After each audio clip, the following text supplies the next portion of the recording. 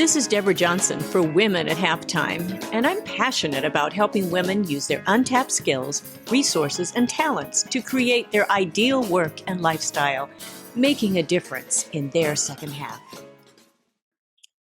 Well, hello, Deborah Johnson here. I'm so happy to be here with you today with this great subject, developing your intellectual property. I've kind of been waiting for this one because I love to develop intellectual property. I've been doing it for a number of years. And so I have some great things to share with you today. And to remind you, if you go to my Facebook page, deborah.johnson, anyone can join on that one. It's a public site. And often I do 5-day challenges. So you want to look and just see some of those updates there. And if I have bonus, I have a lot of online courses, which are part of my intellectual property, of course. So I just wanted to clue you in to that. Also, this particular podcast is on video. So if you want to see some of the examples that I will be showing you today or telling you about, I am actually showing those on the video.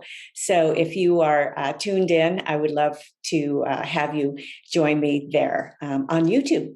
So let's talk about this. What is intellectual property?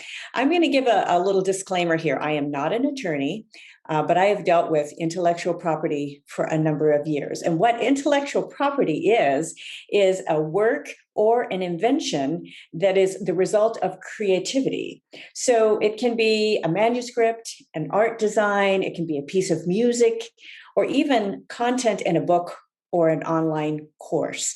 Now, this is important to know for those of you who are course creators, that if you have that content inside your course that's also inside your book, that's an important piece of work that is your intellectual property, and it's important to protect that. And we'll talk about that a little bit here. And so with the intellectual property, you can apply for a patent, a trademark, or even a copyright. And each has its unique characteristics, and I'm going to do a very brief definition of each. So a patent, you probably are familiar, many of you listeners are familiar with all of these, but I think it's important for all of us to understand the distinction between them all. So the patent is a license that gives you the right or the title for a set period of time, especially the sole right to exclude others from making, using, or selling an invention. And this has been important through the years of different patents, and there's lawsuits that happen, of course, on these with people using the products against the patents. But the things that have been trademarked, patent, it's just a protection there of your own intellectual property. I'm not going to be talking about those too much today. I'm going to be talking more about copyrights and trademarks. And a copyright is the exclusive legal right given to the creator or assignee to print, to publish, and to perform the work. It can be a film, it can be a record, it can be a book or group of words. So that's your legal registration of this is the copyright. And you can also license others to do the same if you own that copyright, which is important. Some musicians and artists in the past have given up that right, given up their copyrights, and they've grown to regret it later on because of the residuals that those could create. A trademark is a symbol, a word, or a group of words legally registered or established by use to represent a company or a product. And I currently own a few trademarks that I use in my speaking business. And I've owned one for years, which is a symbol for one of my music group, which is called Double Grande. We have this little trademark of two hearts together that symbolize two pianos together, which is called Double Grande. So, but I've trademarked like Hero Mountain, Core Common Competency, and my Roundabout Hero just trademarked. And so I'm going to briefly cover some of these and how valuable they are as intellectual property to you as entrepreneurs, or maybe that you are wanting to go this route as an entrepreneur. So, but they are the mediums mostly used by entrepreneurs are copyrights and trademarks. And they're all accessible to us to apply and access pretty much independently. However, there are many trusted legal sources, and I would suggest you go that route to help you, especially in the trademarks. Copyrights are fairly simple. It's a simple process, but the trademarks are just a little bit different. So I would suggest you go that route if you are embarking on that. Although I've done all of myself, I'll talk about those too. I've done it myself as well with the trademarks. I really wanted to go through the process, and I understand it now much better by doing that. So the types of intellectual property for an entrepreneur. There are so many avenues that you can pursue as an entrepreneur in developing your intellectual property. Composing has been a part of my career, and as a result, I've created musicals, multiple musicals, and hundreds of songs. But I've also created multiple books and online courses. And online courses in and of themselves usually are not copywritten, but the material included in your online courses can be copyrighted, that if it's your original material. So protecting your intellectual property should be a priority. And many writers, speakers, and trainers, they form their messages into books and online courses. And there's a lot of information about copyrighted. It's on the US, the Copyright Office website. You can get there, copyright.gov. I'm very familiar with the website. If you access the article that comes with this episode, I have all of those links in the article. Easy to link to that right away. The process is really not that tough. And you can do that entirely yourself. The price has gone up through the years. Used to be, I think, I was way back with, even like a $25, $30. It's $45 now. And if there are special things that you have to do on recopywriting or something, it goes up a little bit from that. And if you do it, this is all that you can do it online. If you decide to mail it in, which we all used to do, the fee is even higher now because, of course, that takes more work on their end. So, but if you have a group of songs or projects, you can also do this as a group, which I have also done. I've done albums this way. I've done musicals this way. And it's perfectly okay. It will hold up just as much in a court of law if you have the proof. Now, legally, your copyright is good the moment that you create your project.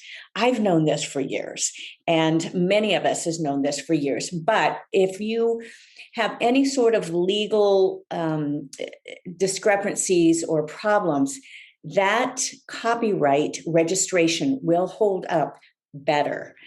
Guaranteed. There are many cases about this. So it's worth going through this process and to document it, that you actually have that little piece of paper. And as far as trademarks are concerned, if you have a unique creative idea, you can trademark it. And the US, the Office of Trademarks, and it's the same of patents and trademarks on this one website. It's the uspto.gov. And again, I have that website in the article that you can link to.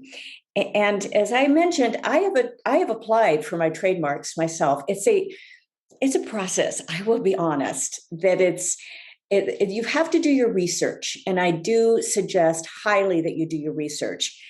There are ways that you can research what you are trying to trademark to see what's already out there. You can see what the market already has, what people have already trademarked, and if there's any conflict of interest.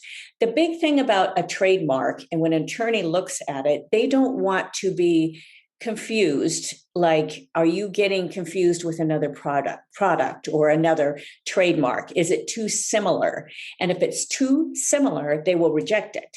And many times that has to be just putting it into another category. There are a number of categories. And this is why I suggest that you get some legal help on this end. I have actually myself gone through this process, and I've achieved most of the trademarks. I say most that I have gone after. I've not hired a separate attorney because I've just wanted to go through that process as well, because I help others through it. Even though I'm not an attorney, I will give that disclaimer really over and over through this. But I have had one that was rejected because it was too close. Even though I thought I defined it in a different category and I did a pretty good job on it, the attorney still felt like it was too close. And so I lost money on it. It's a little more pricey. It's like $250 at least to be apply for your trademark. So this is a bigger commitment than just a copyright. So you need to do your research beforehand. And if you have multiples of these, and they do need renewed after a certain number of years. So at some point I will have an intellectual property attorney I will interview on this podcast. And I think that'll be interesting. We'll go a little bit deeper on that and how long those trademarks, everything lasts. But they do need renewed. And I have had a lot of, as soon as I apply, and especially if I was rejected, and you can resubmit. You don't have to pay the fee again. You have a certain amount of time where you can revise. But I have a lot of attorneys approach me. Oh, do you want help through this? And you have to analyze, because on the other end of that, by even applying, there is an attorney working on the government side that you can contact. That's a free call that you get, that you can see, okay, so can I ask some questions? And you can usually do that. And I have done that personally a couple times, especially by this one that was not, that it was rejected. And this attorney told me, I think you're too close. I think you just need to let it drop. I tried one more time, but I ended up letting it drop. And it was good advice there. So, but again, it's taught me so much. I think you learn so much through the process. And that's really what I wanted to learn. I'm always wanting to learn that. So anyway, I've put together some steps to be able to develop your intellectual property as an entrepreneur. And again, if you are at the halftime of life, or just, you've got your day job, or even you might be approaching a time when, I'm going to just retire from my job. But there may be some other things that you want to do. And especially in a creative field, a lot of people put off their creative kind of juices for a long time. And this is something they've always wanted to do. So this is why I feel this is a very, very important episode and show to be able to introduce you and get you inspired on this. So I put together some steps. I put together 5 steps in developing your intellectual property here, but I wanted to do those definitions first. And then as you develop your intellectual property, then you can protect it in the way that's the best for that particular project. And number 1 is you want to define your uniqueness as a creator. Now, this is important because it will help you in your branding, and even sometimes in the type of product or project that you pursue.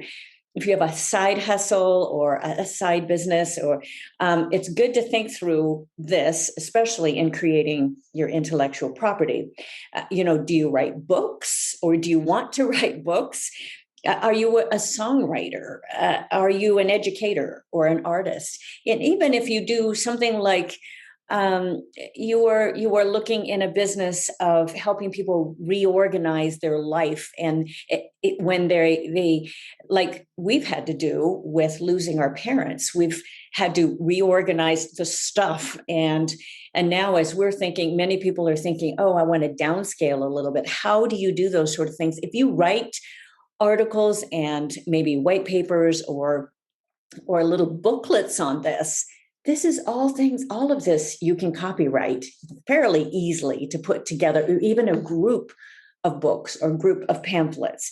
So, and many entrepreneurs are doing things that are very, very creative, but just creating projects it doesn't necessarily mean that you can sell them. And I know this very well. I've created a lot of projects, and some I haven't created as much with a purpose. Most of them I have, though. I have to admit there has been.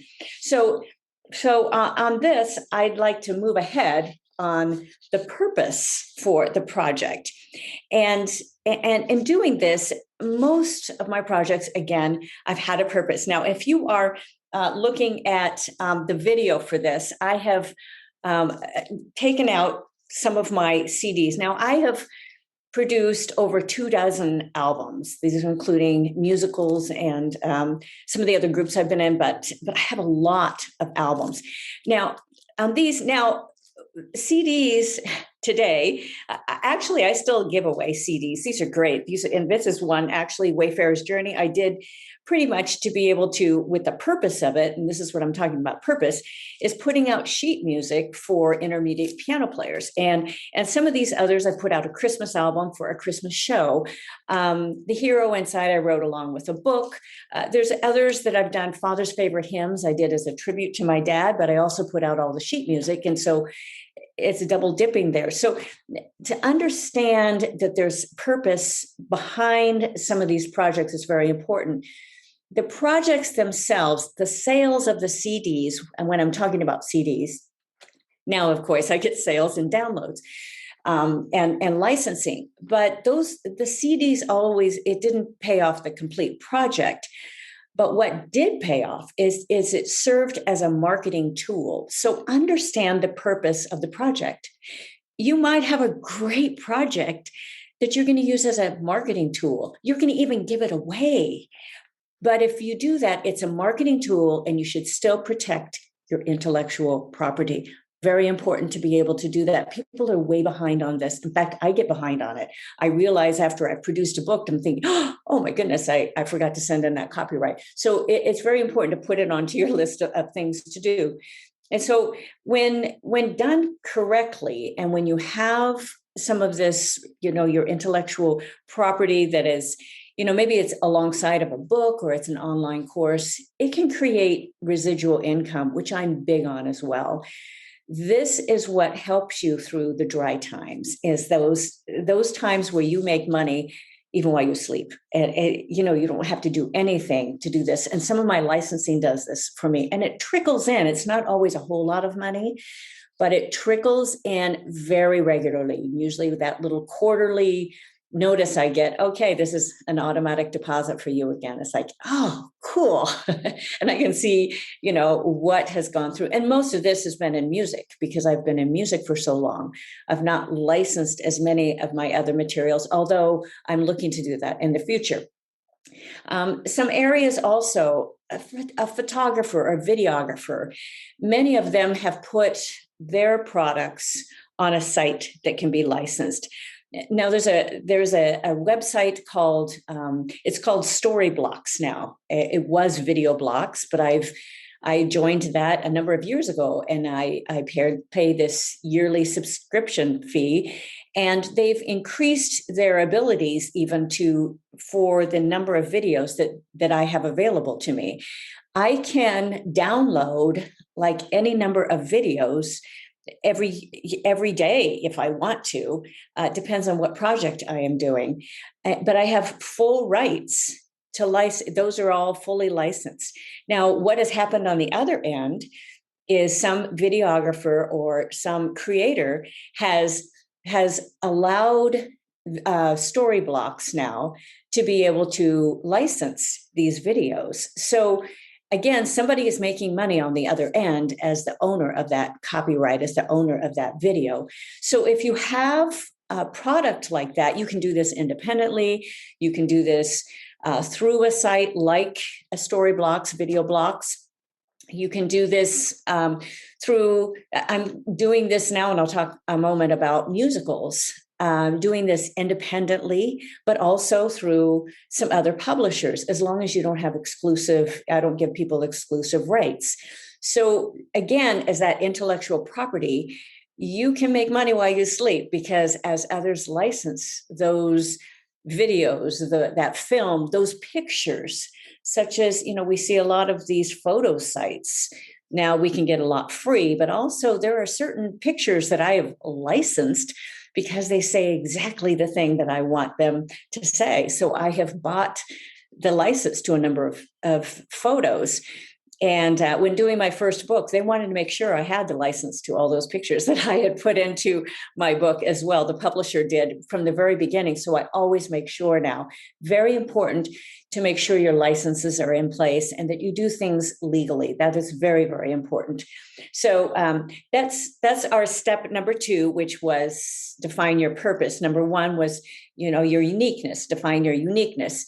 And number 3, we're going to move on to create a plan for production. Now, I love a good plan, but I don't always put that completely in place, but I usually have some sort of plan. And this is where I really see a lot of creators kind of fall down, because they start strong, but then they will lose their momentum and creative ideas and even funds. And so they're out of money, they're out of ideas, okay, so how do they keep going? So I usually work backwards and with the end in mind. And that's a well-known phrase today, but people just don't step up and do it. But I've done this pretty much through every single project I have done, and it's worked really, really well. And if you are watching the video, I'm going to hold up a little funny chart for you here. And in fact, it's very, very rough.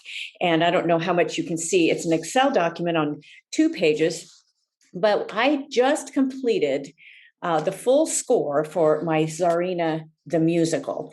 Now, I plan to independently publish this it's already pretty much published, but it's to licenses, what I mean. But the full score to this is I'm holding up the piano vocal score here, and then I have a separate vocal score to this. And this was all done. That was the little plan, that little paper, very simple little paper that I put in an Excel document. And there's a lot of pages in this sort of score. The piano vocal has 134, and the vocal score to Tsarina has 90 pages. That's a major work for these. And again, I'm going to hold these up. They're so much fun. I love to produce them. I also did the same thing for my musical Stilts, and it's another one I will be licensing. In fact, by the time this episode comes out, that will be pretty much in place, and you will be able to see that. I'm going through the steps on contracts and all of this. But again, the vocal piano score, I know they need these because I've produced these musicals. I've had others produce these musicals, and the vocal score. So people like and they need this physical product, but as well, these are also available for download. It's all copywritten. It's all my original music. I have the complete publishing rights to those. I've not given those away. Now, there have been some things that I have signed an exclusive with. I do have a song with Samuel French Publishers, and that's a part of another musical. I'm not going to take that out and use it for something else.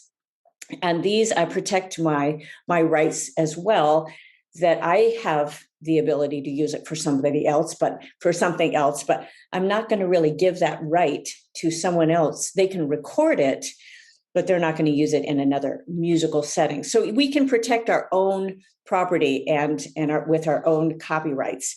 So, and I've made up some other books. I've got some others. You can, again, I'll put the links on with this article, because I've got my Keys to the Keyboard program. I redid the physical book to that, so it can be sold also as a snail mail. I can snail mail it to you, which is an 80-page little booklet. People like that physical booklet right now, and I love them in spiral bound. They're easy to use. They're great paper, and people can easily access it. I've got, of course, some other ones, my Wayfarer's Journey and the Hymns book. So all of those are my intellectual property that's all in the music. And then, of course, I've got books. I've got a number of books here too. I think I've got, if you are watching the video, you'll be able to see, I've got my 4 books here. And then I've got another one on the way. So like another baby coming on the way. But again, that's all intellectual property that I have created. And it's part of my purpose in helping others through their life. It's exactly why I am writing books now, is to be able to help others through their journey. Books, online material, online courses, and the music also just helps people enjoy life. And especially with my Learn Music Again, and that's a program that people, as a composer, I can add something unique. It's my uniqueness. And part of my step number 1 is that I'm a composer. I can add to that program original songs that I have written. So we've covered 3 steps. We've covered the first, define your uniqueness, then your purpose, and create that plan, a plan that will work for you. It can be very simple, and you can see my chicken scratches. But I've used that for you. I've used it with every album as well. And I update it every single session and to see where I'm at and where I need to go. And I get things done because of it. A lot of people, they just can't finish.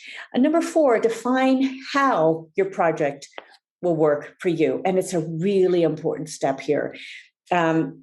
Because not every project creates a profit right away. And I already spoke about the CDs that I have produced in the past that are now becoming more of a collector's item. But they didn't make money for years just in sales, but they got me a lot of gigs. They got me a lot. I completely paid everything off, and the type of shows I was able to do because I had produced the albums and the songs that people loved to hear, not only originals, but some others that I have licensed, actually gone through, Harry Fox and licensed and gone through the publishing rights there and paid those organizations. Very important if you are a musician. If you are a musician, you know about all of those. If you aren't, don't worry about it. So it's not into your field. So, but now with a number of original songs I've created in all of my projects, I've used the time, especially this last year when we had all these shutdowns, I have used that time wisely in being able to produce more of the sheet music for these songs. I have, and I'll put the links again into the article, but I have, I think there's over 75 pieces, but actually, or actual inputs of books and all of that on the Sheet Music Plus site, but over hundreds of songs, just if you include all the books and everything in there. So there's a lot of those that are able to be immediately downloaded. And I work through that site because they just send me the check or they, put the money into my account because I don't have to worry about any of the downloads. And it's all protected and copywritten. They usually ask if I own it, which I do. So, and books can also be repurposed, such as my very first book was Stuck is Not a 4-letter word. And it's kind of fun to kind of revisit that now at this stage after writing others. But this little book, what I did was create an online course. I think it's a 42 episode. It's long, but it's in short segments with a study guide for every single lesson. Basically, I've titled it Change Your Life, Get Unstuck. And it goes through those steps. That's what I have included in some of my membership now, that it's all included there. So with the links in this article, you can go right to it and look at the first part of it free. So I usually provide the first lesson or so free, so you can at least look and see what my format is. It's a lot of fun. And I use my original songs in my courses as well as the introductions. So that's another creative element of that. So, and you can understand how all this works together, but now you have that 5th step because you want to define how it will work for you. And I've done that with all of my projects at this point, but also you have to market and sell it. As most of us know, you can't stay in business for very long if you can't market and sell. And I really love the marketing part. The selling part is tough for many people. You have to make sure you know who your audience is, and as you go about doing. I have so many projects out now. Defining those different audiences has been the challenge for me, and to make sure I am marketing to all of them at different times and not overwhelming my audience. So I love a good project. I'm a creator. I'm an entrepreneur. But at this stage in my life, I want to make sure the things that I am creating do have a market. I don't want a bunch more things sitting in my closet at home, a product, or the downloads are a little bit different, but still they act like that. You have to maintain them somehow. And are they ever going to sell? So you want to make sure they have a place in the marketplace and they're right alongside your message. And it's really tough for a creative, because sometimes, you just have to drop certain projects, and we don't like to do that. We like everything. We just think it's so special. So, but many have found new areas of business in the last shutdowns. I got messages almost every day for a new course on how to create a course. I mean, there are so many methods out now, and people doing these courses and how to create these different things. And I've not gone into that nitty gritty on this. If you want to see some of the how-tos, I have some free videos for you. But otherwise, I want to help you through your mindset and on your to be able to put the steps together to help you move ahead in life. There's a lot of technical of instruction available out there that you can grab onto. So, but it's really a great process here, a great step as an entrepreneur to really begin thinking even more about your intellectual property. But it also morphs as you go along, and as you market and sell, and as you think about repurposing. And who knew that all of this online courses, all of these would become even more popular during all the shutdowns? What about the software developers? Oh my goodness. Now, if they had something that could help you create your product easier, they have made a bundle. And by that, they've created an intellectual property that could help you create in your business. That sounds a little confusing, but if you start looking out there, even from website themes, such as I subscribe to the Thrive themes, and I bought into it when I have a lifetime membership, so I don't have to do the yearly thing at this point. Now it's all SaaS, which is a yearly subscription. But what they did was they put together a system that was so easy for creators to edit their own website. It's life-changing for many, because I have a number of websites, 5 pretty much active websites, and to keep up on the editing, at least 5. I think I have 6. So, but it helps to be able to, the creators to be able to create. So if there's different levels of this intellectual property, and that's a whole different thing. I am not at that stage. If you are a developer, definitely you are at that stage. And there's people that do that. I've delved into code enough for my nerdy mind, and I like to stay where I'm at. I think I'm good. So, but if you were a software developer, you have been so busy. So, okay. So to just kind of sum all of this up, I think looking at what's already working for you is a really, really good start. See what's working now.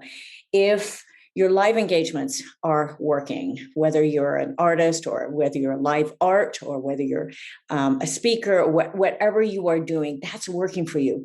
And what do people love to hear? What do they like? That's maybe yours uniquely. That's where to kind of start, and to find ways to repurpose some of your material. And so that you can copyright or trademark if it's unique. In fact, The latest trademark I went after, which was Roundabout Hero, came from a new keynote speech that I developed. I did not plan on that happening until this idea. It was this aha moment for much of my audience. And it was like, well, okay, so that is something, that's a brand now that I can work on. It's right alongside my hero mountain. And so it really made sense at that point. That was one of those things that kind of morphed as I went along. So, and while you're doing all of this, you should have a good idea of how you're going to market and sell it as well. Very, very important to be able to do. We can all think of a bunch of stuff we'd love to do, but how is that going to market and sell, or how is it going to help other people? That's another emphasis. How is it going to help other people? And that's really the emphasis where I'm at right now. It takes time, a lot of time sometimes, and it takes energy and to create some of these projects. And it may not generate a lot right off, but think long-term of where you want to be in 5 years, and even in 10 years. In the long run, it could pay off very, very handsomely. So I really wish you all the luck in the world. And I really remember, I am on your team. I'm really, really rooting for you. I think this is such an important topic here of intellectual property. So thank you so much for joining me. I hope you join me next week. Greg and I are on once a month together on these podcasts. My format is that I am on twice a month. Greg and I are on together once a month, and then I have a guest once a month. It's worked out so very, very well. And next week, we are talking about how to encourage each other. And we'll apply this to both normal relationships as well as significant relationships, and how to encourage each other. We've been together and married for a number of years, and we've learned some things through that time, and how important the encouragement for each other is. Sometimes we just kind of beat each other up because we've gotten used to it, or we take advantage of each other. So I think you will really enjoy this. Plus, it will really hopefully inspire you to even encourage those around you, because I tell you, in our world today, we need to encourage and lift each other up. I hope you listen, subscribe, and oh boy, do I really love reviews. And so I hope you do that. Women@halftime.com. You can always find this on Apple, the podcasts, or any of the other sites, many of them. So I'd love to hear from you. Connect with me on social media, and I will look forward to seeing you next time. This is Deborah Johnson, and for now, I will sign off. Bye for now. Thank you for joining us on Women at Halftime. Visit goalsforyourlife.com or womenathalftime.com for many more resources, downloads, and programs, or to get in touch with me. I'd love it if you leave me a review and tell your friends. So until next time, this is Deborah Johnson, signing off.